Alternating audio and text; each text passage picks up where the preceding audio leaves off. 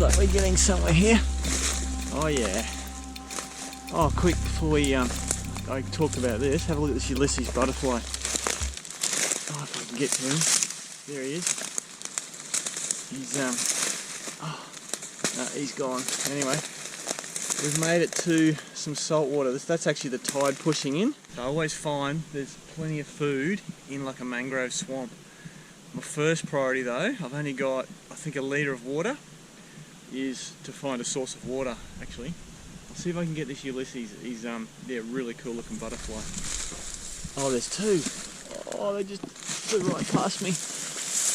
Very hard to film butterflies, especially without a zoom camera. Look at that, they're flying right in front of me. So for a little while, I'm going to walk right by this swamp and see what should happen is, if I follow this swamp up, it'll turn into a creek, and that creek hopefully will have some water I can drink. I do have my life straw, so I don't need super nice water, but it's not allowed to be salty. Life straw will get rid of I think 99% of bacteria, or 99.9 or something like that, but what it won't do is get rid of the salts. Oh, I'm going back in the bush. Just got to keep that water visible on my left, and who knows, half an hour we might get to where we want to go. This part of the bush is actually pretty easy going compared to everything else. What I'm going to do over the next, I don't know, probably a year or two, even maybe longer, is I'm going to learn how to survive out here. I'm going to find out what foods I can eat, how to prepare them, and yeah, how to survive. And not just survive, I want to do well. Surviving means that by the time you come out you need rescuing. I want to be able to at least think I could sustain myself out here for, a month or two. And who knows, maybe one day I will do that. I looked at the map and there is a creek up this way. But yeah, whether it's got water in it or whether I can find it is a completely different story. The creek I'm actually trying to find is one that Noah and I discovered on one of our first multi-day hikes. We went for I think 3 or 4 days, and we found a massive mackay cedar right next to the little creek, and there were eels in the river. I'm going to try and catch an eel.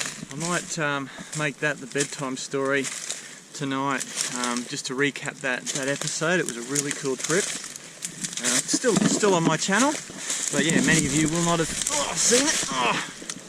I'm stuck. I've also modified a new backpack. My other one was pretty uncomfortable and didn't fit much in it. This one here is very robust, and I'll show it to you later. Back to blazing a path. Here's some massive mangrove fruit. That's a small one. Let's have a look. There's a massive one here. That's the size of a big apple. I don't know if you can eat those, but that's part of my mission on these trips, is to find out what I can eat, what I can use, and yeah, how to survive. Ooh, there's lots of those big fruit all through here. There's all through there, yeah. Ooh, and I just found something interesting. Check this out, guys. I don't know the botanical name of this grass, but those little red seeds, I just read the other day, and I'm doing a lot of research. I bought some books, probably $200-300 worth of books, and I'm going to research. But these little seeds here, you can, I'm just dropping them everywhere. You can smash them up, turn them into a like a basic flour, and make like a damper or a very basic bread with them. So I didn't know that. I've actually got these on my driveway at home. I'm going to learn. I've got books to read, books and books and books. As I do these trips, I'm going to teach you guys and show you as I learn. Should be a fun adventure.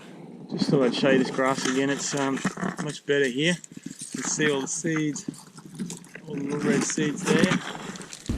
Australia has many things that want to either kill you or hurt you, and this tree is no different. This is the Gympie stinger or stinging tree. It is very painful. The first time I was stung by this tree, the pain was like someone putting out half a dozen cigarettes on my arm. And it didn't stop there. It was painful for months.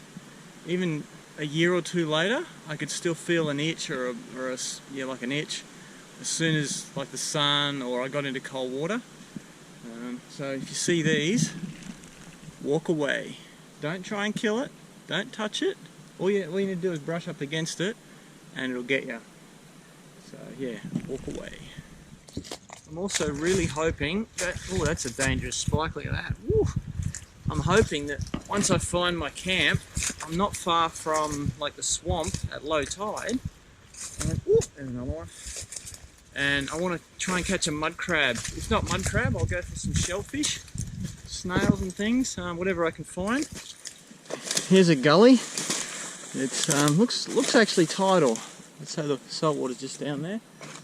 But looking at it, it's not the one I want. I need, yeah, definitely a bit more water. Ooh, and here's the actual ocean saltwater pushing right in. I'm going to have to go around that. If ever you want to do this or do this, know the dangers where you are.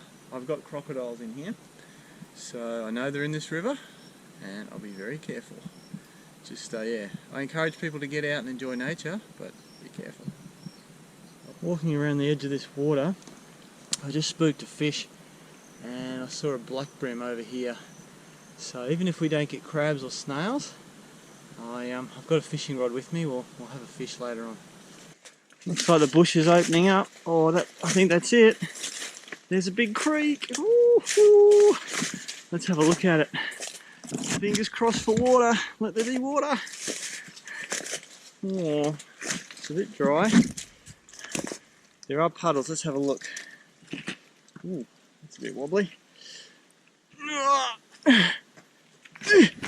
Oh, heaps of butterflies too. Let's have a look. Yeah, that looks like water there. Fresh water, hopefully. Let's find another puddle somewhere and have a taste.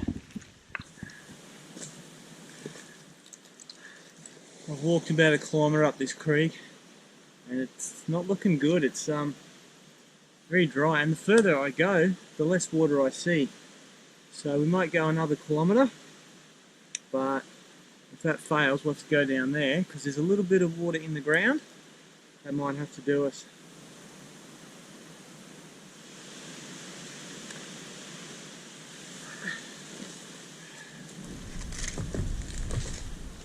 Check out all the butterflies as I'm walking up this creek. There's got to be hundreds of them. I think they're a blue monarch. Let's see if we can get them all stirred up. Come on, fellas. Come on. I've been hiking for about 5 hours now. It's the middle of the day. I really would like to find some water. Here's a bit of water. It's not flowing, looking a bit stagnant. Possibly drinkable with the straw, but I'm going to keep going. Oh, and straight away we've got a bigger pool. It also is quite stagnant. It's got little fish swimming around in it, but I don't think I'm going to catch my eel in this. To catch an eel, I'll need a water hole that will stay wet for another month or two until the rains come. Eels know that, and they'll find a water hole that they can survive in. Oh, check this out. I recognise this leaf. This is a wild raspberry. Let's see. Oh yeah, here we go. There's one up there, little tiny one. Let's see if there's any better ones. Yeah, little tiny wild raspberry. Here we go. Oh, look at this. Very high in vitamin C. Very rare to find these actually. The birds and the mammals and the insects, they eat them all. Such a nice treat. Here's the leaf of the raspberry. It's very distinct. They've actually got hooks all down the vine. Here's some flowers about to come up. There we go. That's flowing water up there. Let me show you. It's only a small puddle, but the water coming in is definitely flowing down the rocks. Have a look at this. Okay, that's flowing. And the butterflies are loving it. Any butterfly? But yeah, that saves my life there. Woo. And check this out. We've got camp. We're going to camp somewhere around here. Oh, nice big water hole. Oh, you can even hear the water trickling down there. Eels aren't really active during the day, so we'll try and catch one at night. But the first thing we'll do is we'll set up camp, get rid of all this weight off my back, and then find some lunch somewhere. Water hole's just over there, and I've got a couple of trees here. Probably that one or that one, and this palm tree here, and that'll be my camp. Nice little spot. We've actually got the running water right here. It doesn't look real pretty and real clean, but it's running and it doesn't have a film on the top. So I'm happy to drink that.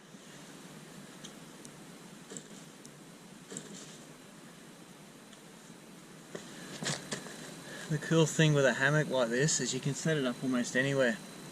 I built this one myself, but if you're interested in a good camping hammock, Hennessy. I've got a listing in my Amazon shop.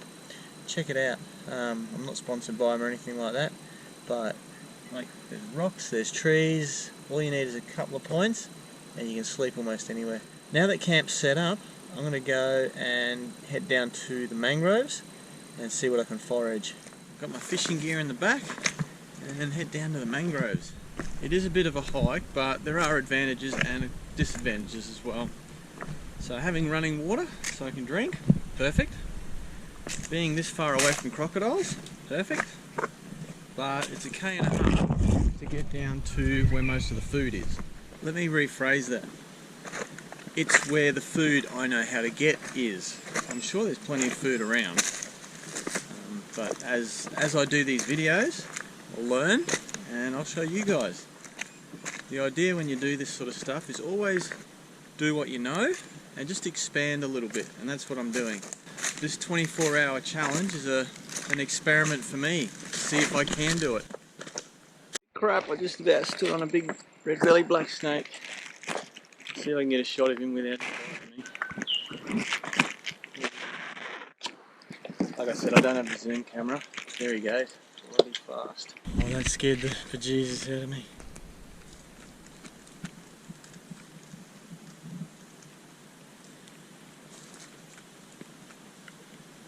He's about 1.5 meters long, and he is very fast.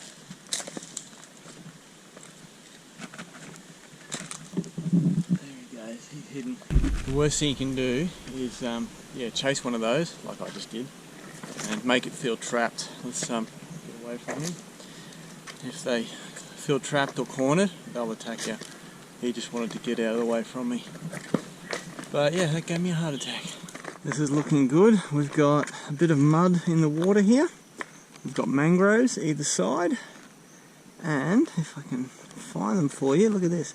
We've got some little snails. So I'm not going to take these guys yet. I'll keep them in mind. We may need them for eel bait later on if everything goes pear-shaped. I don't know if you guys can see all those mullet in the water here, but that's really cool. We might be able to get a couple of those later on and use them for bait. We've now gone off the side of the creek and we're in the mangrove forest, kind of like sort of a mud flat, but just covered in mangrove trees. And we're going to poke around here to see if there's anything edible. Of course, I'm always looking out for crocodiles. They do sometimes come in, like in behind, that's the river just there. They do sometimes come in here. Usually it's a sunny spot and it's a bit more open than this, but I have seen them up inside the mangrove, so just got to be careful. I just stopped here for a second because there's a mud lobster. He's coming out from here, he's underneath this root, and every now and then, he's done it twice now, he comes out and he cleans his burrow. He brings out mud and dumps it outside his home. So I'm going to sit here a little while and see if we can hunt him and catch him. That was him, I just missed him. Damn it, he won't come back. I just had a go at him. He came right out, took a breath and then went back in.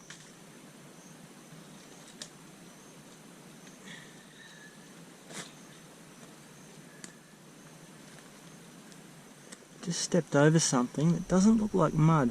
I don't know, yeah. It's soft, it's rubbery. It's definitely got a foot that it walks on. And it looks like a bit of mud. Yeah, I'm not going to eat that. Don't know what it is. Put him back there. This is pretty hard going in here. It's just, whoa, deep mud and mangroves. Okay, I think we've found the main river. There it is there. There's a bird hunting over there. We've got a few rocks here and one last bit of sloppy mud. See if there's any crocodiles around. Not that I can see.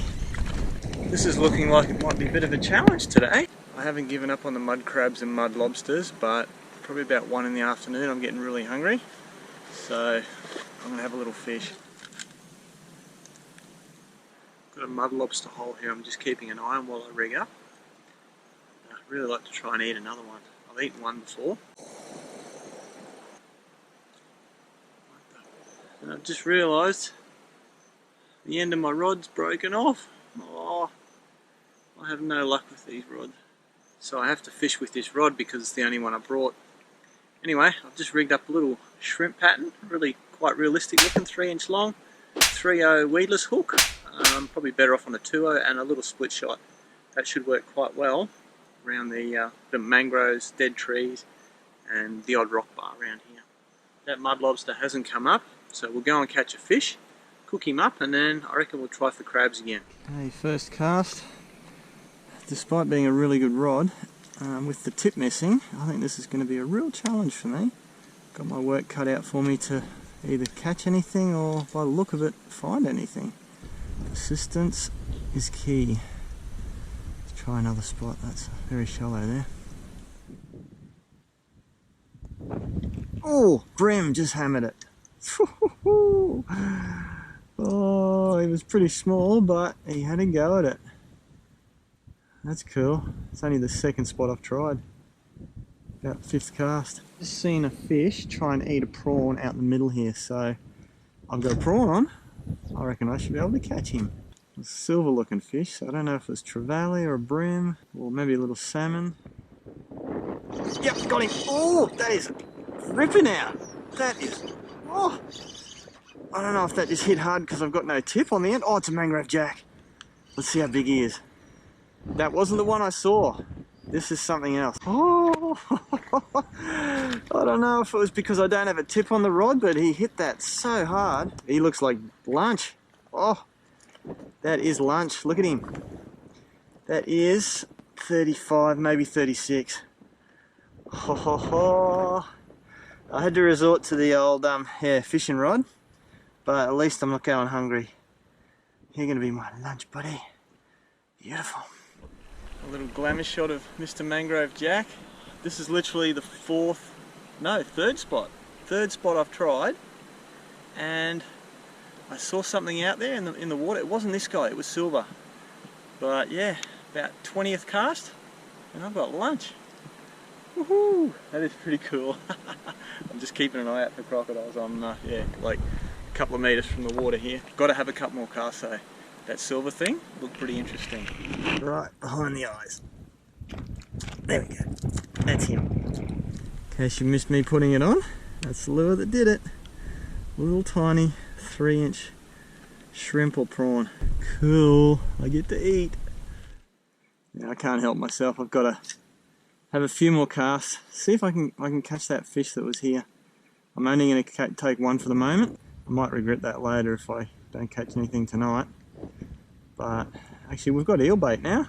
I'm just working that lure slowly, just bouncing across the bottom, and just little twitches every time I turn the handle. Yeah. Oh, that is a really nice hit. Oh, what have we got here? Oh, I think that's a finger mark. That is a finger mark, I think. Oh no, big grunter. Big grunter. He hit like a train. Ooh, didn't quite make the other side where I wanted to go, but I got this guy. Oh, it's a shame I've got the Mangrove Jack already. I'd prefer it in him. Oh, the troubles I've got. Do I eat a Mangrove Jack or do I eat a nice grunter? Check out the size of this guy. He's probably close to 40 centimetres. Come on, guy, let's get away from the water here. Oh, just a bit gripping. Got the Mangrove Jack there. He's 35, 36. And this guy here, oh, he's probably over 40. He's probably 42, maybe 43 or something like that. Look at them side by side. Oh, the choices you have to make. I've already killed that one, so we'll let Mr. Grunter go. Tiny little glamour shot of Mr. Grunter as well. Beautiful. Oh, that's cool. Hey, let's let you go, buddy. Cool. Okay, you should be fine. Hey. Here he goes. Oh, perfect. Perfect. Don't get eaten now by a croc. Woo! I heard a splash over there. Let's see if anyone's home. Oh, that was a touch. Yes. Oh, that's a solid fish. Oh, another grunter. I can't help it. The fish are going off here. Ooh. Ooh. Ooh. Still got a bit of grunt.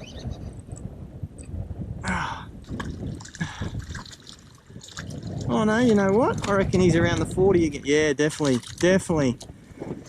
around the 40. There we go, another great fish. Hey, he'll just take off. Hey, off you go, buddy. Hey. So I think that silver thing I saw out in the middle before was one of these grunter. I think they're chasing prawns, which is why my prawn pattern is working so well. There he goes. Oh, I am hungry, but when the fish are biting, I just can't help myself. Please excuse me, but I've got to have some more casts. I'll only show you if I catch something, but it is so cool just to get fish after fish. Just staying away from the water's edge there a little bit.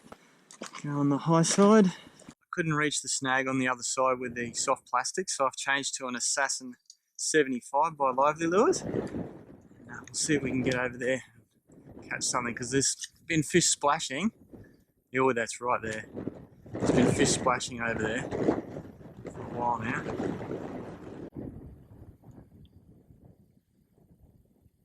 Got him, yes. Oh, sunburn. Oh, I think that's a big cod. First cast with the Assassin. Oh, it's got so much power. Oh. That's actually hurting my hand. Oh, look at the boil. That is a big fish. You hear that line singing in the wind? Oh, that's a good fish. Yeah, it's a cod. Look at him. Oh, I think that missing that rod tip really puts extra hurt on me this end. Let's get him in. Black spot Estuary Cod.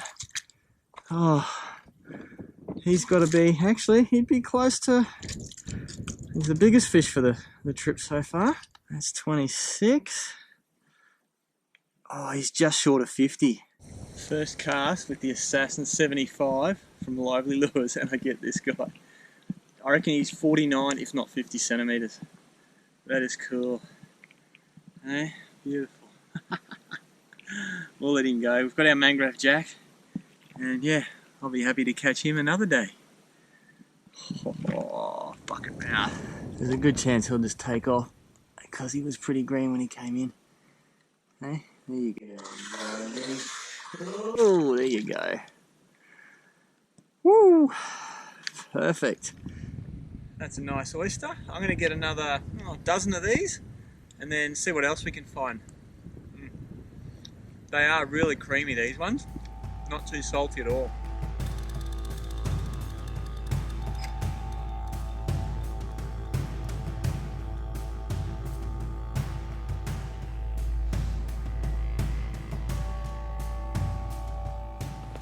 Okay, we're back at camp. First thing I'm going to do is make a fire.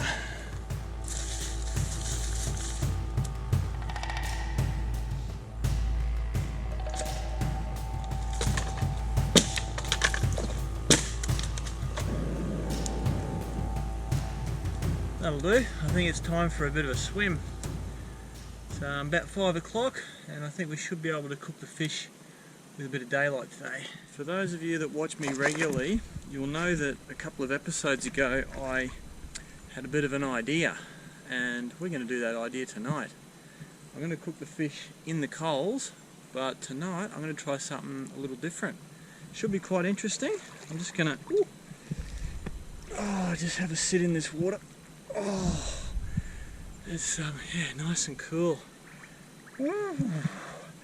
Camping with a Bit of fresh water. It's always welcome.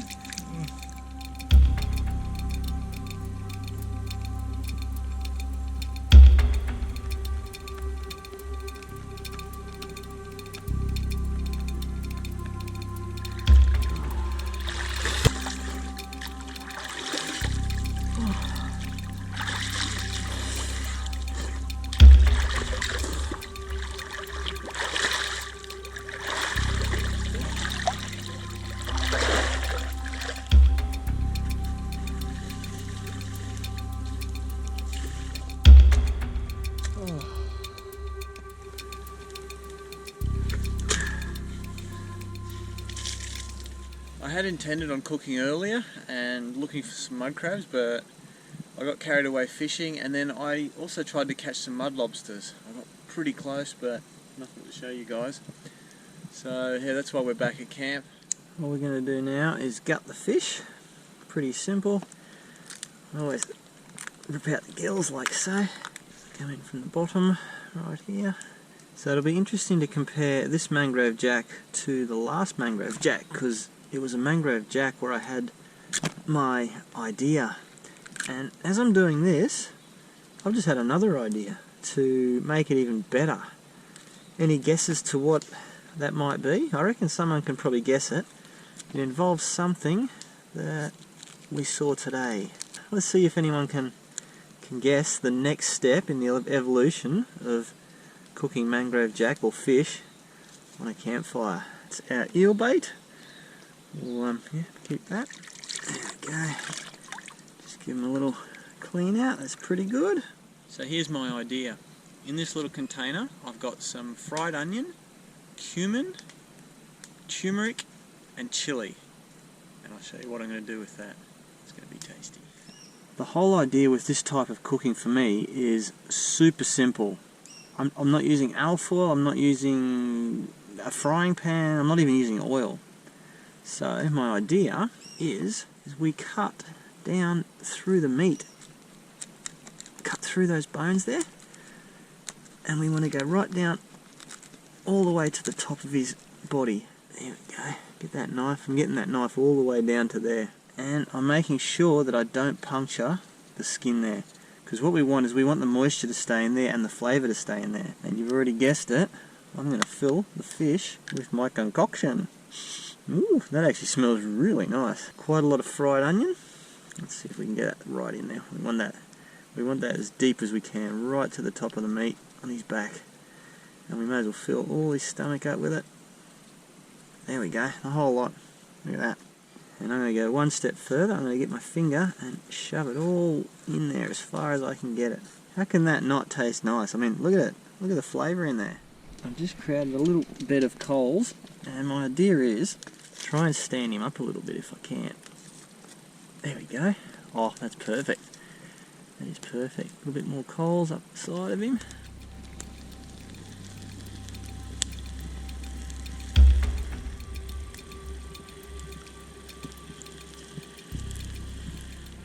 That fish is starting to smell pretty good already. All those spices are oozing out the flavours. I can smell them. Now you might notice in this video I'm probably filming a little bit differently to the way I normally do, and that's because my zoom camera's died. Died 3-4 days ago. I've had a play with it and I just can't get it to work. So yeah, don't worry. I'm still gonna do the shots that I would have normally done. But yeah, it'll just be probably a little different for a week or two. Anyway, yeah, I'm really happy that I'm cooking before it's dark. And I've just thought of tonight's campfire story. We're going to have a campfire. We have a campfire, so we'll have a story by the campfire before we go to bed. It's yeah, it's an interesting one. Not something I recommend everybody does. I think that fish looks and smells like it's done using the double stick technique. Okay, let's try this fish. He's not as burnt as last time. Last time the skin was a lot crispier and black. He looks moist, very moist. Okay, well look at that, the whole skin just fell right off. That is one moist looking fish. Yep, I can smell some of the flavours there. Okay, I'm just going to have a little piece right there. Got quite a few spices on it.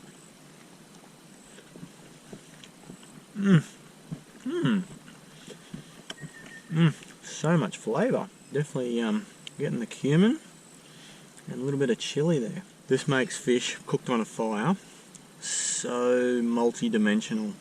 It's not just a piece of fish that's been heated up. It's got all these spices going through it. If you're new to the channel and this is the first video you've seen and you're not convinced that throwing a fish on a fire is a good idea, I actually make videos with, like, I'd call it fancy camping gear. If you have a look at my last episode, camping on a beach, I actually smoked a coral trout right on the beach. It was delicious. And mind you, this is pretty delicious too. Look at all those spices in there.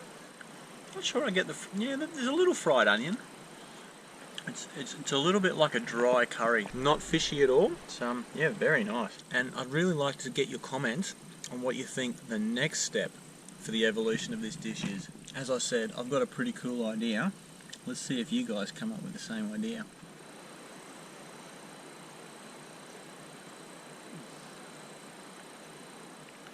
I think I'm on a winner. Cooking fish this way, just throwing a fish on the fire but with a few spices in its stomach. Really nice. I think you could do this with almost any fish and with almost any spices. You guys try this, let me know what combinations or flavours you've tried or will try. I still reply to every comment, so if you see this video in 2025, I'll reply. As long as the crocodile hasn't eaten me. A little bit of a worry down there, but we're safe here tonight. Tomorrow I'll show you quickly what I've done with this backpack and how I've converted it into a hiking pack. But right now we've got to get the ear line out. So my ear line couldn't be any simpler. I'm just putting a hook on a piece of nylon, and that's it. Beautiful. The first one will tie to this tree here. Definitely, yeah, I can see that and I can hear that from camp. The other one, we've got a bit more line. I only put 2 meters out for the short one near camp. This one here, so the other one's over there. Camp's just there. Done. Alright, fingers crossed for eel breakfast. I actually had intended to get to a different creek. This isn't the creek that I wanted to get to, so it's not quite the episode I was hoping for. And maybe it's fitting, you know. Noah and I found that other spot together, and maybe he'll come on a hike again. I really hope he does, because yeah, it's great fun hiking with him. He's down in New South Wales and borders are shut at the moment, so he can't come up here. Now it's dark enough and the fire's big enough for a campfire story. Tonight's story is actually inspired by a fan. On last week's episode, yeah, it was last week's episode, I had a story about a shark, and it sounded a bit unbelievable, but it was real. Anyway, he didn't believe it, so tonight's story is a real story that I can prove. Noah and I were hiking one time. It was either a 3 or a 4 day hike, and we set off with, I think normally it's 500 grams of rice, 500 grams of trail mix, and maybe apple and a banana or something, and the rest we have to find ourselves. Anyway, we'd hiked 6 hours and it was getting dark. We found a good camp spot, and it had rained a little bit, and we'd found a few cane toads along the way. Now, I think it was mid-afternoon, and Noah said, "Oh, these look pretty big, why don't we eat them?" And I said, "Oh, no, they're poisonous." And I thought he was joking. Anyway, it was about 8 o'clock at night, and there was toads making mating noises everywhere, like rah, rah, rah, rah, rah, rah, rah. And we hadn't caught anything. We had an eel line out, but nothing was going on it. And Noah grabs his head torch and whacks about, I'm going to say 7 or 8 toads. And I'm like, "What are you doing with those?" He said, "I'm going to eat them." I said, "Really? You know how poisonous they are?" "Oh no, I'll be fine. I'm like, Nah, buddy, they're really toxic. If you eat a cane toad, like skin and all, they will kill you. Anyway, Noah didn't actually know this. He didn't realise how toxic, poisonous they are. So I gave him the best instructions I could, because he was said he was going to eat toads, or frogs' legs, as he called them, toad legs. So I said, look dude, you got to take the skin off, you got to wash it thoroughly, and you got to cook the crap out of it. So basically he was just eating the meat. Anyway, he did. And the next morning he was actually fine. So that's a good story that has a good ending. Now the reason I chose that story is because there's proof. I do these trips, one, because I enjoy them, but two, I have trouble remembering some of the stuff that I've done. So making videos of them is actually a good reminder for me. And if you have a look at that episode there, that's the episode where Noah eats cane toad legs. Now, I don't recommend anybody do that. You can do it. He got away with it. But, yeah, it's not recommended. Anyway, that was tonight's fire story. And I can hear critters everywhere. I've got one over here. I've got one right here. We'll get the head torch on and see if we can see that guy. He's right in camp. I'm going to say bandicoot or something. But yeah, it's a nice night. A little bit of wind. Oh, he's over there somewhere. Let's get that torch and have a look, see if we can find him. Very hard to spot things at night unless they're moving. And if I'm shining the torch over, he probably... No, he's over that way now. So I found what one of the noises is. It's actually a cane toad, which is very fitting for tonight's story. That is a toxic cane toad. His poison glands are right there on the side of his head. And yeah, I definitely do not recommend eating them. That's pretty cool. Thanks for turning up for story time, Mr. Cane Toad.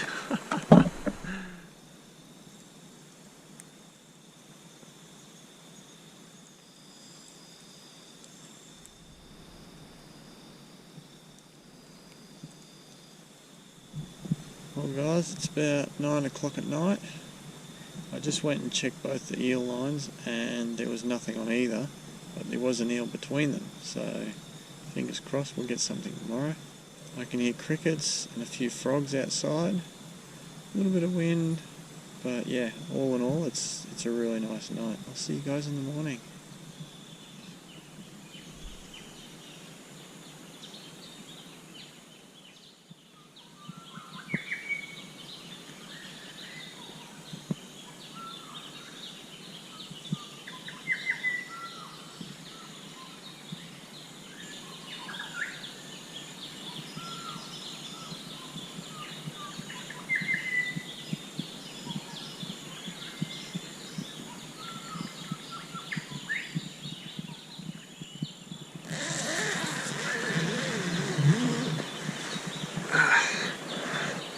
Everyone, listen to that bird song. It's pretty loud. It's almost as if the birds are happy that they're alive. I did actually drop down a little bit. I don't know if you can see that. It might still be a bit early, but the hammock slipped down the tree a little bit, and I was touching a rock most of the night with my back. It wasn't too bad, but yeah, there's always something. There's always something. No dew, no moisture, no boogeymen in the middle of the night.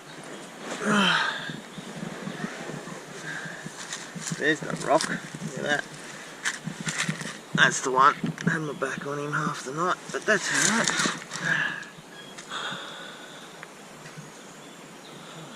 Very nice.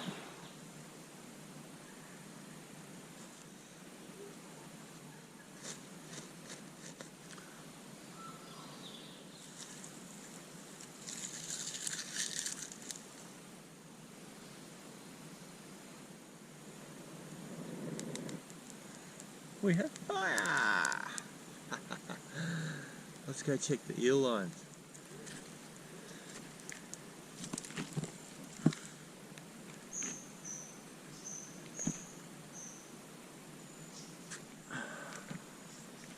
Ooh, something was in the water. Maybe a bird having a bath or something. Let's have a look. Oh, that one's empty. Nothing on that one. Alright, let's go check the other one.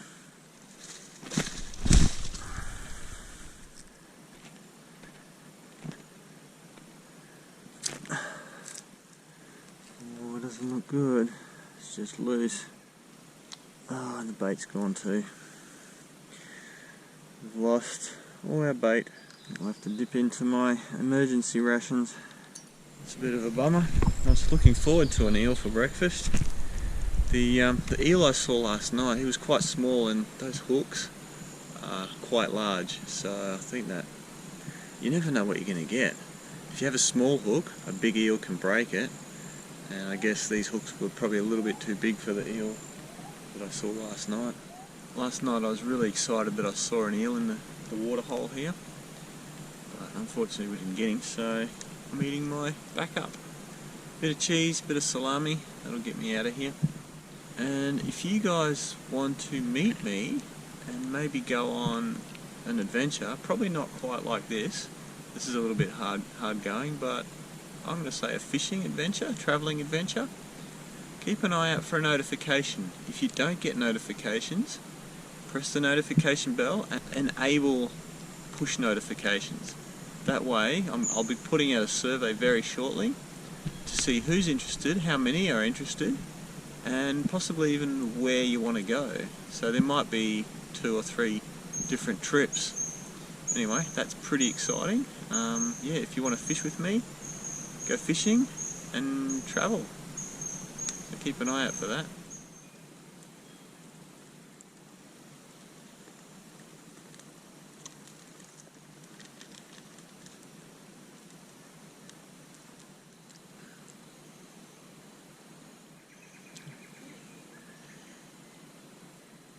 So I was going to show you guys what I did to this drifter backpack. It's a nice heavy canvas backpack, really good zipper. What I've done is I've made 3 different pockets. I've stitched them on, one at the top, there's stitching in here, and the 2 side ones have actually got like a base on them, so it's just a go in and get stuck sort of thing. So same on the other side, I've got my little filming pole and my fishing rod in there, and that's where my hammock goes, my sleeping bag. And then on the bottom one here, it's just stitched on along the bottom here, and this is open both sides, so I can stick long things in there, I can stick short things in there, and I've got a strap to lock it on so it won't fall out when I'm crashing through the bush. And then inside I've got my fishing gear in here. I've got some little, this is baby oil with citronella for the sandflies, sunnies, fishing reel, a few lures, batteries for the cameras, and then got a live straw. Whoop, almost forgot, look at that. We're going to have a cocoa. Let's cook that. We'll heat the water up. Some toilet paper, sap foam, and my little pots. So let's heat up some water and pack up camp.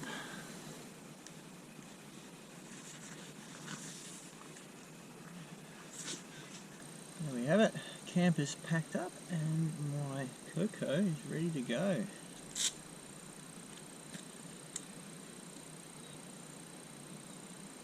If you're wondering, these are Uniflame containers sold by Drifter. They're yeah, pretty cool. Got a rubber seal, keeps everything dry.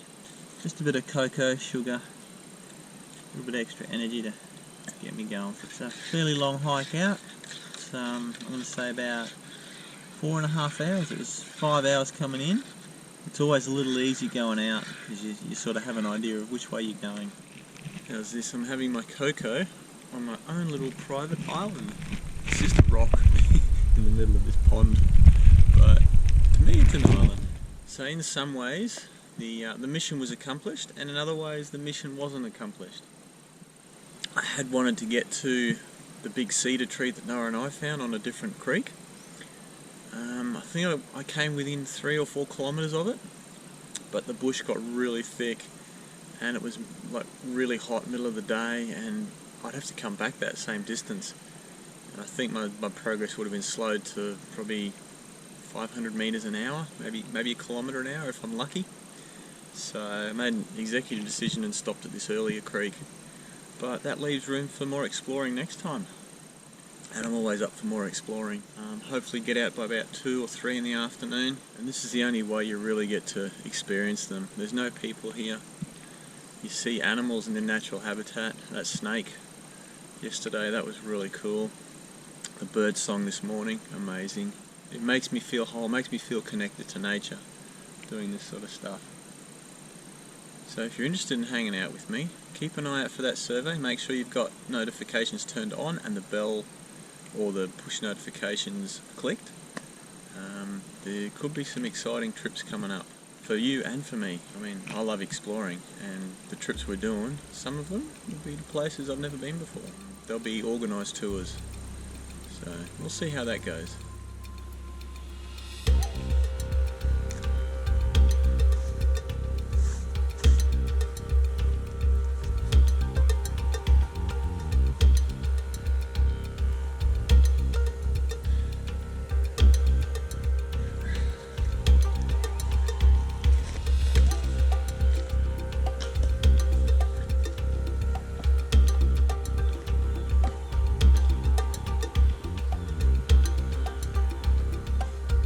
Thanks for watching, everyone. Please subscribe and click the notification bell so you get notified of my new videos. I do them every week. I'd also like to say a big thank you to my Patreon supporters and people who've donated through PayPal. If you want to see more right now, click the links above.